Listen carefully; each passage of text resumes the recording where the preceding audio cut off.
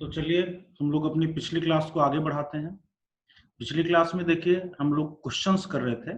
किस पे क्वेश्चन कर रहे थे? Greatest integer function and fractional part पे हम लोग क्वेश्चन कर रहे थे। क्वेश्चन की स्टार्टिंग हम लोगों ने क्वेश्चन किस तरीके के क्वेश्चंस की थी? डोमेन और रेंज से रिलेटेड क्वेश्चंस पे की थी।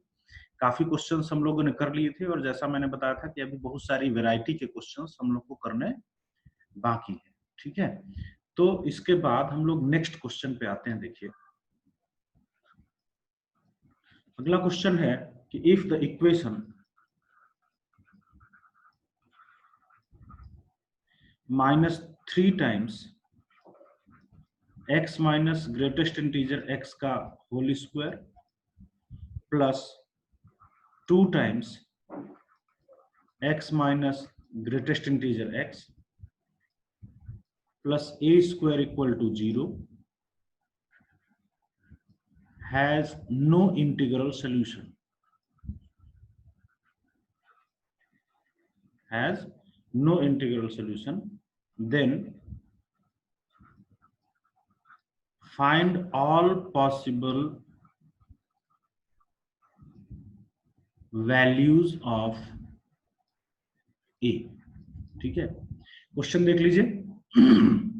If the equation -3 into x minus greatest integer x का whole square plus 2 into x minus greatest integer x plus a square equal to 0 has no integral solution, इस equation का कोई भी integral solution नहीं है, तो आपको ए की सारी पॉसिबल वैल्यूज बतानी है। That is the question. इस क्वेश्चन की मैं एक खास बात बताऊं, ये आईआईटी में पूछा गया क्वेश्चन है। ठीक है, आई थिंक ये मेंस में पूछा गया क्वेश्चन है, बट ये क्वेश्चन अच्छा है। और इस क्वेश्चन की दूसरी खास बात यह है कि इसका जो आंसर आईआईटी के मेंस में दिया हुआ था वो मेरे हिसाब से सही नहीं है। ठीक है, हालांकि बहुत सारे लोगों ने आंसर के हिसाब से अपना मेथड को चेंज कर दिया, लेकिन जो हम इसमें करके दिखाएंगे वो मैं वेरीफाई करके दिखाऊंगा कि जो भी हम लोग करेंगे वो सही करेंगे और आईआईटी में आंसर क्या दिया हुआ था। ठीक है, तो पहले आप इसको ट्राई कर लीजिए, उसके बाद फिर हम इस क्वेश्चन को करते हैं। देखिए भाई, जैसा मैंने आपको पिछले क्वेश्चन में बताया था कि अगर कभी भी x minus greatest integer x दिखे तो फटाफट इसको आप क्या लिख दोगे? Fraction x। तो ये आपके पास देखिए क्वेश्चन बन गया -3 टाइम्स फ्रैक्शन x का square plus 2 times fraction x plus a square is equal to 0। ठीक है, और यहाँ पे देखिए आपको क्या निकालना है? आपको a की ऑल पॉसिबल वैल्यूज निकालनी है। a की ऑल पॉसिबल वैल्यूज, तो अगर आपको a की ऑल पॉसिबल वैल्यूज निकालनी है तो एक काम करते हैं, a स्क्वायर a को छोड़ के बाकी सब दूसरी तरफ भेज देते हैं। तो I can write 3 fraction x का whole square minus 2 fraction x। ठीक है, तो a को छोड़ के हमने बाकी सारी चीजों को दूसरी साइड में भेज दिया। ठीक, अब देखिए यहाँ पे बोला जा रहा है कि इस इक्वेशन का कोई भी इंटीग्रल सोल्यूशन नहीं है। This equation has no integral solution, then you have to find all possible values of a। तो आपको a की ऑल पॉसिबल वैल्यूज बतानी है। अब देखिए ये जो है a की ऑल पॉसिबल वैल्यूज बतानी है, और a है क्या? a ये है। ठीक है, क्वेश्चन समझ रहे हो? आपको a की ऑल पॉसिबल वैल्यूज बतानी है, और a क्या है? a आपका ये लिखा हुआ है 3 फ्रैक्शन x का whole square minus 2 fraction x, quadratic के जैसा दिख रहा है। तो एक बात मैंने आपको शुरू से बताई कि अगर कोई चीज आपको बार बार आती हुई दिखे तो आप उसको t मान लीजिए। ठीक है, तो यहाँ पे मैं फ्रैक्शन x को t मान लेता हूँ। और एक बार और बात मैं बार बार आपको बता चुका हूँ कि जब कोई सब्स्टिट्यूशन करते हो तो साइड में उसकी कंडीशन जरूर लिखते हो। तो सिंस फ्रैक्शन x 0 से 1 के बीच होगा, इसलिए आपको लिखना है कि t भी आपका 0 से 1 के बीच होगा। तो अभी देखिए सिचुएशन ये है कि आपका a square is equal to हो गया 3t square minus 2t, where this t belongs to 0 to 1। ठीक है, a square equal to 3t square minus 2t, where this t belongs to 0 to 1। और अब आपको a की ऑल पॉसिबल वैल्यूज बतानी है। ठीक है, यहाँ पे आपको a की ऑल पॉसिबल वैल्यूज बतानी है। अच्छा, एक और चीज यहाँ पे बोला जा रहा है कि this equation has no integral solution, मतलब इंटीग्रल सोल्यूशन के अलावा बाकी सोल्यूशन हो सकता है। ठीक है, इंटीग्रल सोल्यूशन नहीं है, तो दैट मीन्स कि अगर x इंटीजर नहीं है तो फ्रैक्शन x 0 नहीं होगा, क्योंकि इंटीजर का फ्रैक्शन 0 होता है। तो जरा सोचिए, अगर x इंटीजर नहीं है तो फ्रैक्शन x 0 नहीं होगा। तो इसलिए यहाँ पे t बिलोंग्स टू 0 to 1 में 0 पे भी हम लोग क्या करते हैं, ओपन लगाते हैं। What is the reason behind this? Because x can not be integer, ठीक है, इसलिए t can not be 0, fraction x can not be 0। तो यहां से आपके पास ये आया। अभी तक सिचुएशन ये है कि a square equal to 3t square minus 2t, t belongs to 0 to 1, आपको a की ऑल पॉसिबल वैल्यूज बतानी। तो ऐसा करते हैं, हम इसकी ऑल पॉसिबल वैल्यूज निकाल लेते हैं। इसकी जो भी ऑल पॉसिबल वैल्यूज आएगी वो a स्क्वायर की ऑल पॉसिबल वैल्यूज आएगी, और a स्क्वायर की ऑल पॉसिबल वैल्यूज के बाद हम लोग को a की ऑल पॉसिबल वैल्यूज मिल जाएगी। तो इसकी ऑल पॉसिबल वैल्यूज बतानी है या एक तरीके से इसका रेंज बताना है। तो ये क्वेश्चन आप काफी कर चुके हो, क्वाड्रेटिक में भी कर चुके हो, अभी रेंज निकालने में भी कर चुके हो। याद करिए, इसको आप चाहे तो क्वाड्रेटिक के कॉन्सेप्ट से करो, चाहे रेंज के कॉन्सेप्ट से करो। आपको इसका रेंज बताना है where t belongs to 0 to 1। तो क्या करें, क्वाड्रेटिक से कर देते हैं। चलिए, इसमें t अगर कॉमन निकालोगे तो अंदर बचेगा 3t माइनस 2। ठीक, नाउ ये एक क्वाड्रेटिक है, और इस क्वाड्रेटिक के दो रूट्स हैं, एक है 0 और एक है 2/3। ठीक, 0 एंड 2/3। और इस क्वाड्रेटिक का ग्राफ जो है वो ओपनिंग अपवर्ड कुछ इस टाइप का बनेगा, ये ऐसे। ठीक, t आपको कहां से कहां के बीच लेना है भाई? t आपको 0 से 1 के बीच लेना है। 1 यहाँ पे मान लीजिए। सो दैट मीन्स कि आपको पूरा ग्राफ नहीं लेना है, आपको सिर्फ t बिलोंगिंग टू 0 to 1 वाला ग्राफ लेना है। ठीक है, तो इसमें देखिए मिनिमम कहाँ पे मिल रही है? मिनिमम आपको ये निगेटिव मिल रही है। ठीक है, मिनिमम ये आपको क्या मिल रहा है? निगेटिव, जो आप निकाल भी सकते हो, हालांकि निकालने की जरूरत नहीं है, क्योंकि a स्क्वायर की मिनिमम वैल्यू आप देख सकते हो कि निगेटिव a स्क्वायर की मिनिमम वैल्यू निगेटिव नहीं हो सकती, because a square is always positive. तो इसलिए a square is always positive, तो इसलिए इसकी मिनिमम वैल्यू हम लोग 0 ले लेते हैं। ठीक है, a स्क्वायर की मिनिमम वैल्यू क्या ले लेते हैं? 0। और मैक्सिमम वैल्यू कहाँ पे मिल रही है? 1 पे। What is the maximum value? तो मैक्सिमम वैल्यू देखिए हमें मिल रही है 1 रखो, t इक्वल टू 1 रखो, तो 3 माइनस 2, ये आपको क्या मिल गया? 1। तो यहां से आपको दिखा कि a स्क्वायर जो है वो 0 से लेकर के 1 के बीच में बिलोंग करेगा, है ना। 0 पे क्लोज्ड ब्रैकेट लगेगा। अब आप कहोगे कि क्लोज्ड ब्रैकेट क्यों लगा, है ना। देखिए यहाँ पे t 0 नहीं है, तो t 0 नहीं है अगर, तो आप बोलोगे a 0 नहीं है। नहीं, ऐसा नहीं है। t अगर 2/3 है तब भी तो a 0 हो सकता है ना। तो इसलिए a की वैल्यू 0 हो सकती है। देखिए यहाँ पे, चलिए t 0 पे आप यहाँ पे चलो ओपन लगा दो, ओपन लगा दो, ठीक है। 1 पे भी आप ओपन लगा दो, कोई प्रॉब्लम नहीं। लेकिन अभी भी a स्क्वायर की वैल्यू 0 हो सकती है। अभी भी a स्क्वायर की वैल्यू देखो यहाँ पे, जब t इक्वल टू 2/3 है तो a स्क्वायर की वैल्यू 0 हो सकती है, नो प्रॉब्लम। ठीक है, और मैक्सिमम वैल्यू जो है वो क्या आएगी? 1 पे, और वो मैक्सिमम वैल्यू कितनी आएगी? 1। और यहाँ पे ओपन ब्रैकेट लगेगा, देखो 1 पे ओपन ब्रैकेट लगेगा। तो a square belongs to 0 to 1, तो a बिलोंग्स टू कितना आएगा? a बिलोंग्स टू आएगा इतना, इतने का अंडर रूट तो आएगा ही आएगा 0 to 1 का, और साथ ही इतना निगेटिव भी आएगा, तो -1 to 0, -1 पे ओपन, 0 पे क्लोज। तो कायदे से ये अगर आप मिला दो तो ये आपका आ जाएगा -1 to 1, and that is your answer, that is the correct answer. IIT में आंसर दिया हुआ था a belongs to -1 to 0 union 0 to 1। ठीक है, तो 0 उसने नहीं लिया था आंसर। ठीक है, उसमें 0 नहीं लिया था, हालांकि ऐसा कोई ऑप्शन भी नहीं था। ठीक है, तो इसके नियरेस्ट यही ऑप्शन सेट बैठ रहा था, लेकिन 0 नहीं लिया था। लोगों ने 0, जब लोगों ने सोल्यूशन दिया तो उन्होंने क्या किया कि उन्होंने भी 0 नहीं लिया, और उन्होंने उसका लॉजिक क्या दिया कि भाई x can not be integer, तो fraction x can not be 0, fraction x can not be 0, तो a कैन नॉट बी 0। अरे भाई, जब fraction x can not be 0, उसके अलावा भी a 0 हो सकता है। मैंने आपको दिखाया ना। जब आप फ्रैक्शन x की वैल्यू 2/3 रखो, तो 2/3 रख के देखो, ये अभी भी 0 बन जाएगा, है ना। तो इसलिए a की वैल्यू 0 हो सकती है, भले ही x नॉन इंटीजर हो तब भी। ठीक है, तो इसलिए इसका यही करेक्ट आंसर होगा। ऑल्दो आईआईटी में ये आंसर था, कोई प्रॉब्लम नहीं। आईआईटी में भी कई बार इस तरीके की गलतियां होती हैं। ठीक है, तो चलिए इसके बाद देख लीजिए अच्छे से, पहले इसको समझ लीजिए। कहीं पे कोई डाउट है तो आप मुझे बताइएगा। इसके बाद फटाफट इसको नोट कर लीजिए, इसके बाद हम लोग नेक्स्ट क्वेश्चन पे आते हैं। ठीक है, तो चलिए इसके बाद हम लोग अगले क्वेश्चन पे आते हैं। The next question is also a very good question. Question इस बार है, देखिए कि find X for which fx equal to, fx में यहां नीचे लिखे दे रहा हूं, fx इक्वल टू 1 अपॉन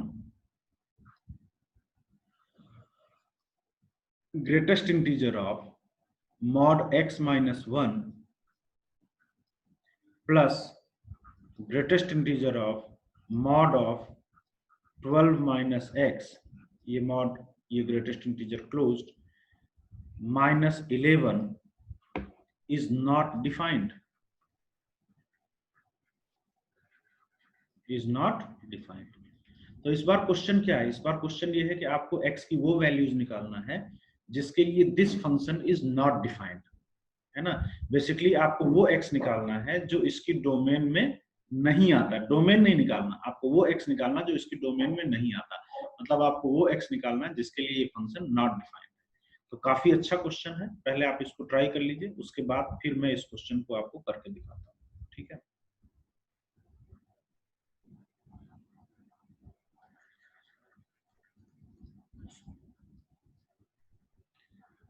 चलिए देखते हैं।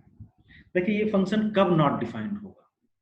This function will be not defined if the denominator becomes 0। अगर इसका डिनोमिनेटर 0 हो जाएगा तो ये फंक्शन नॉट डिफाइंड हो जाएगा। इसका डिनोमिनेटर 0 करते हैं इस फंक्शन के नॉट डिफाइंड करने के लिए। I will write greatest integer of mod x minus 1 plus greatest integer of mod of, देखिए बेसिक मैथ पढ़ाते समय मैंने एक बात बताई थी कि जब mod के अंदर x का कोफिशिएंट नेगेटिव हो तो आप उसको पॉजिटिव में बदल दिया करो, क्योंकि mod के अंदर माइनस को इधर उधर करने से कोई फर्क नहीं पड़ता है, ठीक है। ये -11 इक्वल टू 0 या इक्वल टू 11, ठीक है, for fx to be not defined, ठीक, fx के नॉट डिफाइंड होने के लिए, for fx to be not defined, fx के नॉट डिफाइंड होने के लिए आपकी ये कंडीशन होनी चाहिए। अच्छा, अब इसको सॉल्व करने के लिए भाई देखो यहाँ पे क्या है ना कि यहाँ पे दो मॉड लगे हुए हैं, और जब तक दो मॉड लगे हुए हैं तब तक आप इस इक्वेशन को बिल्कुल भी सॉल्व नहीं कर सकते हो। तो मॉड को कैसे ओपन करते हैं ये मैंने फिर से आपको बेसिक मैथ में बताया था। देखिए भाई दो मॉड है तो आपको यहाँ पे 3 केस लेना पड़ेगा। कैसे? इस नंबर लाइन पे 1 को बना लो और नंबर लाइन पे 12 को बना लो। तो टोटल ये नंबर लाइन कितने पार्ट में डिवाइड होगी? 3 पार्ट में, 1 2 एंड 3। तो आपको 3 केसेस लेने पड़ेंगे और तीनों केसेस में आपको इसे सॉल्व करना है। Case 1, x is greater or equal to 12। अगर आपने पहला case x greater or equal to 12 लिया, ये सबसे बड़ा केस है, ये भी पॉजिटिव होगा। अगर x 12 से बड़ा है ये भी पॉजिटिव होगा, और मॉड हटाते समय किसी का भी साइन चेंज नहीं होगा। I will write mod of x minus 1, sorry greatest integer of x minus 1, mod हटा दिया बिना किसी साइन चेंज के, प्लस यहाँ भी देखिए यहाँ भी मॉड हटा दो बिना किसी साइन चेंज के, क्योंकि ये भी पॉजिटिव है। तो ये क्या मिलेगा? Mod of x minus 12 is equal to 11, ठीक है। Now by the property of greatest integer, मैंने बोला है कि ग्रेटेस्ट इंटीजर के अंदर इंटीजर दिखे तो सबसे पहले इसको फटाफट बाहर निकालो। तो जब इसको बाहर निकालोगे तो आपके पास देखिए आएगा greatest integer of x minus 1 plus greatest integer of x, ये 12 भी बाहर चला गया तो माइनस 12 इक्वल टू 11। तो ये ऐड होकर के हो जाएगा 2 greatest integer x is equal to, ये 12 प्लस 1 13, 13 उधर गया तो 13 प्लस 11 हो जाएगा 24। तो ग्रेटेस्ट इंटीजर x की वैल्यू कितनी आ गई भाई? 12। और अगर ग्रेटेस्ट इंटीजर x 12 आता है तो x क्या होगा? x होगा आपका 12 टू 13, ठीक है, x क्या होगा? 12 टू 13। और इसको दीजिए इक्वेशन नंबर 1, और ये इनिशियल कंडीशन को देख लीजिए, ये सेटिस्फाई कर रहा है। इनिशियल कंडीशन को मिस नहीं करना चाहिए ना। तो 12 से बड़ा, तो यस बिल्कुल ये 12 से बड़ा है, नो प्रॉब्लम। चलिए इसके बाद हम लोग आते हैं केस नंबर 2 पे। केस नंबर 2 क्या लोगे भाई? यहाँ पे देखो नंबर लाइन पे 1 से 12 के बीच लोगे, है ना। तो आपका x जो है वो 1 से 12 के बीच, 1 से 12 के बीच मतलब 12 से छोटा, 12 से छोटा अगर x है तो ये निगेटिव होगा, और जब ये निगेटिव होगा तो मॉड हटाते समय इसका साइन चेंज होगा। 1 से बड़ा तो ये पॉजिटिव होगा, जब ये पॉजिटिव होगा तो मॉड हटाते इसमें इसका कोई साइन चेंज नहीं होगा, ठीक है। तो ये देखिए बनेगा greatest integer of x minus 1 plus, ये नेगेटिव है तो मॉड हटाते इसमें इसका साइन चेंज करोगे तो ये राइट ग्रेटेस्ट इंटीजर ऑफ, इसका साइन चेंज किया तो 12 minus x is equal to 11। फिर ग्रेटेस्ट इंटीजर के अंदर को इंटीजर को फटाफट बाहर निकालिए तो आपको मिलेगा greatest integer of x minus 1 plus 12 बाहर निकल गया और प्लस क्या बचा अंदर, greatest integer of minus X बचा, 12 plus greatest integer of minus x equal to 11। तो देखिए इसको एक साथ रखिए तो आपको मिलेगा greatest integer of x plus greatest integer of minus x equal to कितना हुआ भाई 11, और ये 1 इधर गया तो 12, 12 माइनस 12 हो गया 0, ठीक है। तो आ गया आपके पास greatest integer of x plus greatest integer of minus x equal to 0। और याद करिए ये प्रॉपर्टी मैंने आपको बताई थी कि ये greatest integer x plus greatest integer minus x की दो वैल्यू आती है, 0 जब x इंटीजर हो और -1 जब आपका x नॉन इंटीजर हो, ठीक है। तो यहाँ पे सिंस इसकी वैल्यू 0 आ रही तो आप हेंस यहाँ पे क्या कंक्लूजन ड्रॉ करोगे, आप बोलोगे ना कि x इज इंटीजर, ठीक है, x क्या होगा इंटीजर होगा। तो आप इनिशियल कंडीशन पे जाइए, आपको 1 से 12 के बीच के इंटीजर्स लेने हैं, तो 1 से 12 के बीच के इंटीजर्स जरा लीजिए तो क्या क्या लोगे, देखो 1 2 3 4 5 और ऐसा करते करते आप 12 तक ले लीजिए। 12 हालांकि यहाँ पे लिया जा चुका है तो दो में से एक ही जगह पे लिखिएगा, सब जगह पे लिखने की जरूरत नहीं है। Now we come to last case, case number 3। Case number 3 हमें 1 से छोटा लेना है। 1 से छोटा लोगे तो इस बार ये भी निगेटिव होगा और ये भी निगेटिव होगा, तो जब मॉड हटेगा तो दोनों का साइन चेंज होगा। तो इस बार आपके पास आएगा greatest integer of, sign change करिए 1 minus x plus greatest integer of, mod हटेगा तो इसका भी साइन चेंज होगा, तो ये क्या बनेगा 12 minus x is equal to 11। By the property of greatest integer इस इंटीजर को बाहर निकालिए फटाफट, ये बना देखिए 1 plus greatest integer of minus x plus 12 plus greatest integer of minus x is equal to 11, ठीक है। ये दोनों ऐड हुआ तो आया 2 ग्रेटेस्ट इंटीजर माइनस एक्स, ये 12 प्लस 1 कितना हो गया 13, 13 को उधर भेजा तो 11 माइनस 13 आएगा -2। तो यहाँ पे देखिए 2 greatest integer of minus x, मैं यहाँ पे लिख रहा हूँ 2 greatest integer of minus x is equal to -2, है ना, आप चेक कर सकते हो इक्वल टू कितना आएगा -2, ठीक है। आगे देखें तो यहाँ से आपके पास आएगा greatest integer of minus x is equal to 2 cancel करिए तो -1, इसलिए आप बोल सकते हो कि ग्रेटेस्ट इंटीजर इसलिए माइनस एक्स, अगर किसी नंबर का ग्रेटेस्ट इंटीजर -1 है तो वो नंबर जो है वो कहाँ से कहाँ के बीच बिलोंग करेगा, वो नंबर -1 से 0 के बीच बिलोंग करेगा, है ना। अगर किसी नंबर का ग्रेटेस्ट इंटीजर -1 है तो वो नंबर कहाँ से कहाँ के बीच बिलोंग करेगा, -1 से 0 के बीच, क्योंकि इसी का ग्रेटेस्ट इंटीजर -1 आता है। अब माइनस से मल्टीप्लाई कर दो भाई तो इनइक्वालिटी का साइन पलट जाएगा, ये 0 इधर आ जाएगा और ये +1 होके उधर चला जाएगा और इस पे क्लोज्ड रहेगा, इस पे ओपन रहेगा, and that becomes your equation number 3, ठीक है। तो आप देखिए 1 इसको 2 देना था, ये भी आपका आंसर था 2 एंड ये हो गया आपका 3। इन तीनों का यूनियन लेना है, यूनियन, क्यों यूनियन, क्योंकि जब अलग अलग केसेस होते हैं तो हमें तीनों का यूनियन लेना होता है ना भाई। x या फिर 12 से बड़ा होगा या फिर 1 से 12 के बीच होगा या फिर 1 से छोटा होगा, तो तीनों का यूनियन लेते हैं। तो जब तीनों का यूनियन लोगे तो सबसे छोटे से सबसे बड़ा इंटरवल लिखिए, तो पहले आपका देखिए आ रहा है 0 to 1, सबसे पहले क्या आ रहा है 0 to 1, अब 1 पे क्लोज लगाते हैं, ठीक है, यूनियन, और देखिए फिर ये इंटीजर्स आएंगे, इसको चलो बाद में लिखते हैं, ये आ रहा है 12 to 13, 12 पे क्लोज 13 पे open and union lastly curly bracket, ये इंटीजर आएंगे 1 से लेकर के 12 तक के इंटीजर सारे के सारे आएंगे। तो एक बार 1 जब यहाँ पे आपने क्लोज्ड ब्रैकेट लगा लिया तो दोबारा मत लिखिए 2 3 4 5 6 एंड लास्ट वाला 11, है ना, 12 मत लिखिए क्योंकि 12 पे भी आपने क्लोज्ड ब्रैकेट लगा लिया। तो these are the values of x for which the given function f x is not defined. ठीक है, लाइन तिरछी आगे काफी है ना, थोड़ा सा ज्यादा हाथ जो है तो रफ चल गया, खैर कोई प्रॉब्लम नहीं। तो यहाँ पे आपको क्या समझ में आ रहा है, these are the values of x for which the given function is not defined. आप देख लीजिए अच्छे से, हमने बस 1 बाई 1 रूल्स को फॉलो किया है और रूल फॉलो करते हुए चले गए हैं। अगर कहीं पे आपको डाउट लगे तो डेफिनेटली आप मुझे बता सकते हो। ठीक है, तो जल्दी से इन सबको नोट कर लीजिए, इसके बाद फिर हम लोग नेक्स्ट क्वेश्चन पे आते हैं।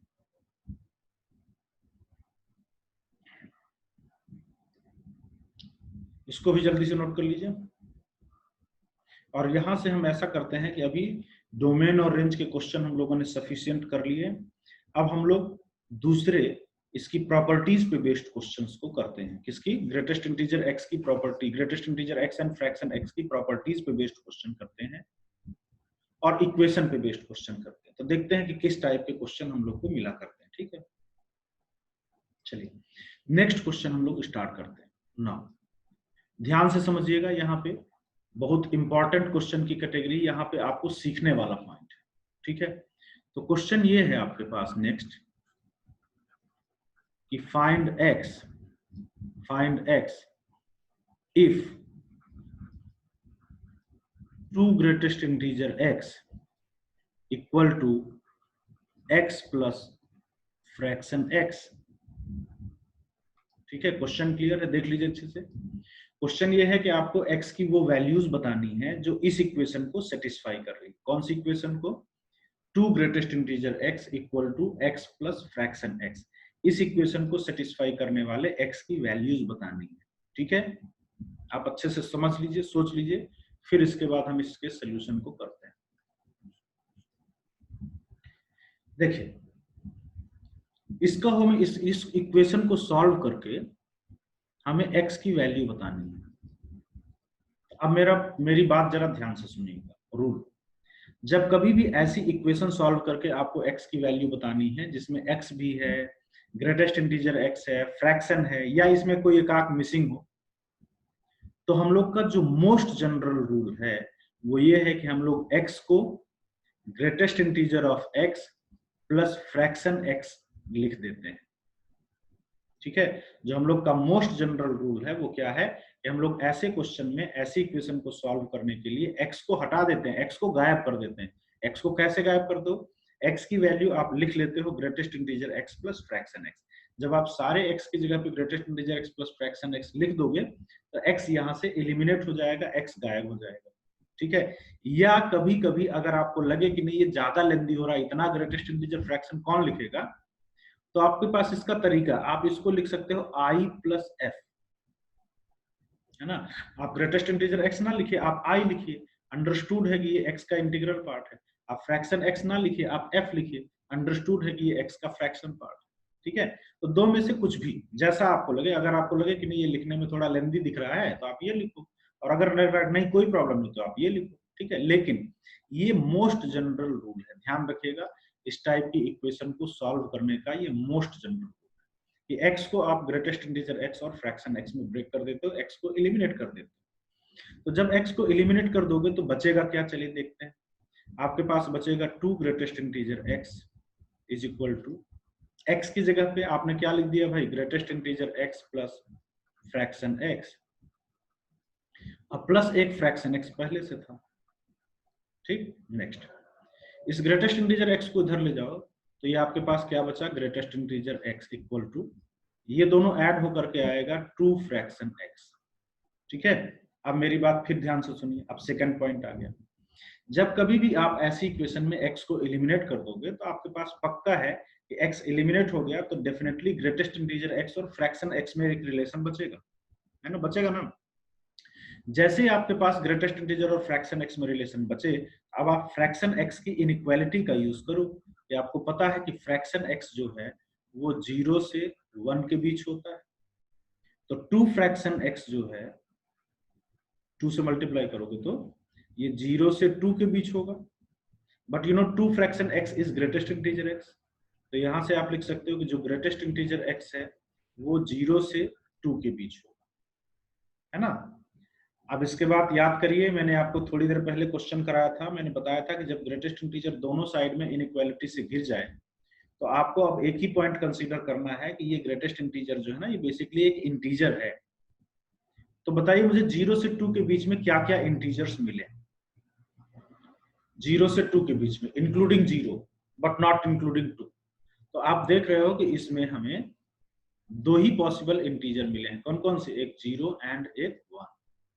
ठीक है, बस क्या क्या मिला है? 0 एंड 1, 2 नहीं लेना, ये दो पॉसिबल। अच्छा, जैसे ही आपके पास ग्रेटेस्ट, आप क्लियर हुआ? अभी तक क्लियर हुआ कि नहीं हुआ? देखिए फिर से देख लीजिए, x को एलिमिनेट किया तो आपके पास जरूर ऐसा रिलेशन मिलेगा, आपने फ्रैक्शन x पे इनइक्वालिटी बिठाई तो ऐसा मिलेगा, और यहां से ग्रेटेस्ट इंटीजर x की कुछ वैल्यूज मिल जाए। ग्रेटेस्ट इंटीजर x की वैल्यू जैसे ही मिली, अगेन आप वापस इसी रिलेशन में आए जो आपने डिराइव कर रखा था ग्रेटेस्ट इंटीजर और फ्रैक्शन x के बीच। With the help of this आप फ्रैक्शन x की वैल्यू निकाल लीजिए। जब देखिए ग्रेटेस्ट इंटीजर x इज 0, तो यहां से अगर 0 रखोगे तो फ्रैक्शन x इज आल्सो 0। जब ग्रेटेस्ट इंटीजर x इज 1, तो फ्रैक्शन x इज 1/2। ये देखिए, है ना? तो यहाँ पे हमने क्या किया कि हमने ग्रेटेस्ट इंटीजर x की वैल्यूज के करस्पॉन्डिंग फ्रैक्शन x की वैल्यूज निकाली। इससे क्या फायदा हुआ भाई? इससे फायदा ये हुआ कि हमें क्या निकालना था? x निकालना था, और x क्या होता है? x होता है greatest integer x plus fraction x। तो इस कॉन्सेप्ट से देखिए, जब greatest integer x plus fraction x करोगे तो 0 + 0 0, 1 + हाफ 3/2। ठीक है, तो x की कितनी वैल्यूज हैं? x की दो वैल्यूज हैं। There are two values of x which will satisfy the given equation, और वो वैल्यूज कौन सी हैं? 0 and 3/2। तो हर क्वेश्चन में इस टाइप के आपको यही लॉजिक, यही कॉन्सेप्ट अपनाना है। क्लियर है ना? आप x को एलिमिनेट करिए, आप ऐसे रिलेशन पे पहुंचोगे, इनइक्वालिटी लगाओ, ऐसे रिलेशन पे पहुंचोगे, वापस उसी पे जाइए, फ्रैक्शन x की वैल्यू निकालिए, बस हो गया, सॉल्व करके आपको x की वैल्यू मिल जाएगी। कर लोगे इस तरीके के क्वेश्चन? ठीक है, तो ऐसे क्वेश्चंस आपको मिलेंगे, आपको करना है। ठीक है, चलिए जल्दी से इसको नोट कर लीजिए, इसके बाद हम लोग नेक्स्ट क्वेश्चन पे आते हैं।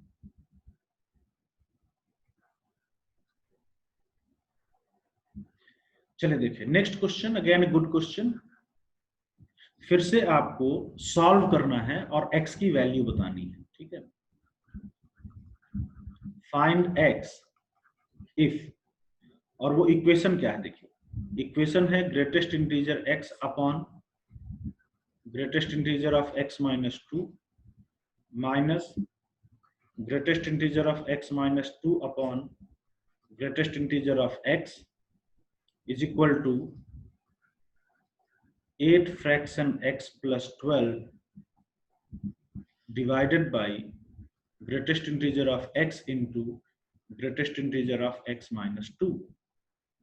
ठीक है, तो देखिए क्वेश्चन अच्छा है, आपको देखने में हो सकता है कि टफ लगे, बट ये क्वेश्चन टफ बिल्कुल नहीं है, इजी क्वेश्चन है। बस आपको रूल्स फॉलो करते चलना है, जो दिख रहा है उसके हिसाब से काम करते चलना है। ठीक है, तो पहले आप ट्राई कर लीजिए, उसके बाद फिर आप देखिए कि इसको किस तरीके से हमने किया है। ठीक है,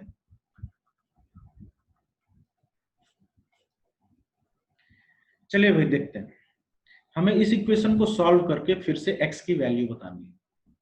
तो जो सबसे पहली चीज हमारे सामने आ रही है, जो हमारे दिमाग में आ रही है, वो ये है कि हम इसका एलसीएम लेते हैं, है ना? क्यों एलसीएम लेते हैं? क्योंकि एलसीएम जब लेंगे greatest integer x into greatest integer x minus 2, ये दोनों साइड से हमें कैंसिल होता हुआ दिख रहा है। तो इसलिए मैं सीधे इधर का सबसे पहले क्या लेता हूँ? एलसीएम। एलसीएम लेंगे तो देखिए हमारे पास आएगा greatest integer x into greatest integer of x minus 2। ऊपर कितना आएगा भाई? ऊपर आएगा ग्रेटेस्ट इंटीजर ऑफ x का स्क्वायर माइनस यहाँ पे कितना आएगा? Greatest integer of x minus 2 का whole square. Greatest integer of x का square minus greatest integer of x minus 2 का होल स्क्वायर इक्वल टू, इधर देखिए, इधर आपके पास है 8 fraction x plus 12 upon greatest integer of x into greatest integer of x minus 2। ठीक, चलिए आगे देखते हैं।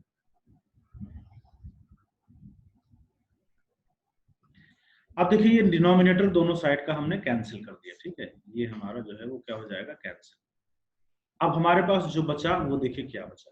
हमारे पास बचा ग्रेटेस्ट इंटीजर x का स्क्वायर माइनस यहाँ पे बचा है ग्रेटेस्ट इंटीजर x माइनस 2 का होल स्क्वायर। तो अब हम लोग ग्रेटेस्ट इंटीजर की प्रॉपर्टी लगा के इंटीजर को बाहर निकालते हैं। तो जैसे आप इस 2 को बाहर निकालोगे ना, तो आपके पास देखिए बचेगा greatest integer of x minus 2 और इसका होल स्क्वायर बचा ना, and this is equal to 8 fraction of x plus 12। चलो इसको ओपन करो। इसको जब आप ओपन करोगे तो देखो ग्रेटेस्ट इंटीजर x का स्क्वायर ये कैंसिल हो गया, माइनस 4 ग्रेटेस्ट इंटीजर x, तो माइनस माइनस प्लस हो गया 4 ग्रेटेस्ट इंटीजर ऑफ x आएगा प्लस 4, तो इसके पीछे माइनस है तो माइनस 4 इक्वल टू कितना बचा 8 फ्रैक्शन x प्लस 12। अब देखो इस 4 को दूसरी साइड भेजो तो आपके पास आएगा 4 greatest integer x equal to 8 fraction x plus 16। 4 से डिवाइड करो, so greatest integer x equal to 2 fraction x plus 4। ठीक है, अब देखो अब हम लोग इक्वेशन पे पहुंचे, इक्वेशन सॉल्व करना है। तो यहाँ पे आप देखो यहाँ तो x है ही नहीं है ना, तो आपका तो ये तो काम और आसान हो गया। जब x ही नहीं है, डायरेक्टली आपको फ्रैक्शन x और ग्रेटेस्ट इंटीजर x में रिलेशन मिल गया, तो आप सीधे स्टार्ट करिए इनइक्वालिटी बिठाने से। x तो है ही नहीं है, सीधे आपको ग्रेटेस्ट इंटीजर और फ्रैक्शन x में रिलेशन पता है, तो आप यहाँ पे फिर से स्टार्ट करोगे भाई 2 फ्रैक्शन x में, इस बार डायरेक्ट लिखता हूँ, फ्रैक्शन x 0 से 1 के बीच होता है ना, तो 2 फ्रैक्शन x जो है वो 0 से 2 के बीच होगा। 0 से 1 होता है फ्रैक्शन x, तो 2 से मल्टीप्लाई किया तो 2 फ्रैक्शन x 0 से 2 के बीच होगा। 4 ऐड करो तीनों साइड, तो 4 ऐड करोगे तो आपके पास देखिए आएगा 2 फ्रैक्शन x प्लस 4 और यहाँ पे आएगा 6। देखिए 2 फ्रैक्शन x प्लस 4 हमने यहाँ पे बना दिया, तो 2 फ्रैक्शन x प्लस 4 जो है वो 4 से 6 के बीच आ गया ना। 2 फ्रैक्शन x प्लस 4 की जगह पे आप लिख दो क्या, ग्रेटेस्ट इंटीजर x। तो यहाँ से आप क्या देख रहे हो कि ग्रेटेस्ट इंटीजर x जो है वो 4 से 6 के बीच आ गया। अब 4 से 6 के बीच में आपको क्या चूज करना, देखो फिर से ग्रेटेस्ट इंटीजर दोनों साइड में इंटीजर से घिर गया, तो क्या करोगे, फिर से आप इसको इंटीजर कंसीडर करो कि ग्रेटेस्ट इंटीजर x एक इंटीजर है। तो 4 से 6 के बीच में क्या क्या इंटीजर्स आते हैं, इंक्लूडिंग 4 बट नॉट इंक्लूडिंग 6। तो आपको पता चला कि भाई इसमें तो 2 इंटीजर आते हैं 4 एंड 5। फिर मैंने बताया जैसे ग्रेटेस्ट इंटीजर x की वैल्यू मिले, go back to the relation which we have derived between greatest integer x and fraction x। तो यहाँ पे ग्रेटेस्ट इंटीजर x की वैल्यू रख के अब आप फ्रैक्शन x की वैल्यू निकालो। जैसे ग्रेटेस्ट इंटीजर x की वैल्यू अगर 4 रखोगे तो 4 माइनस 4 0 और फ्रैक्शन x की वैल्यू आ गई 0। ग्रेटेस्ट इंटीजर x की वैल्यू अगर 5 रखोगे तो फ्रैक्शन x की वैल्यू कितनी आएगी, 5 माइनस 4 1 और बाई 2, तो 1/2। ठीक है, नेक्स्ट। जैसे ये वैल्यू मिल गई, आपको क्या निकालना था, आपको x निकालना था, और x क्या होता है, x होता है greatest integer x plus fraction x। तो जब दोनों को ऐड करोगे तो यहाँ 4 आएगा, एंड 5 प्लस 1/2 तो ये कितना आएगा 11/2। तो आप क्या देख रहे हो कि इस क्वेश्चन के दो आंसर आ रहे हैं, 4 and 11/2। 4 and 11/2 are the two solution of the given equation. ठीक है, तो अच्छे से देख लीजिए और बताइए अगर कहीं पे कोई डाउट हो तो। क्या सीख रहे हो इस क्वेश्चन से, इस क्वेश्चन से और प्रीवियस क्वेश्चन से आप ये सीख रहे हो कि अगर इक्वेशन टाइप के क्वेश्चन आते हैं तो आपको x को सब्स्टिट्यूशन करना है greatest integer x plus fraction x, या बड़ा लगे तो आप i प्लस f भी पुट कर दो, एक ही बात है। ठीक है, तो हम ऐसा भी देखेंगे कि कहाँ पे हमें बड़ा लग रहा है और हम ये सब्स्टिट्यूशन करते हैं। क्लियर, इसके प्रीवियस जो क्वेश्चन आपने किए थे वो देखिए डोमेन और रेंज पे बेस्ड हम लोगों ने क्वेश्चन किए थे। ठीक है, तो चलिए इतना हम लोगों ने किया, ये आज की क्लास के लिए अभी काफी है। अभी हम लोग नेक्स्ट क्लास में जब मिलते हैं तो अभी इस पे और भी क्वेश्चंस करते हैं। ठीक, तो ये अभी इक्वेशन सॉल्विंग पे एक आध क्वेश्चन मैं आपको और कराऊंगा, और फिर अभी इसकी प्रॉपर्टीज पे बेस्ड क्वेश्चंस और इस पे कुछ और जो मिसलेनियस टाइप के क्वेश्चंस बनते हैं वो हम लोग करेंगे, और नेक्स्ट क्लास में हम लोग इस पे बेस्ड प्रॉब्लम्स को फिनिश करेंगे। ठीक है, तो चलिए फिर मिलते हैं नेक्स्ट क्लास में।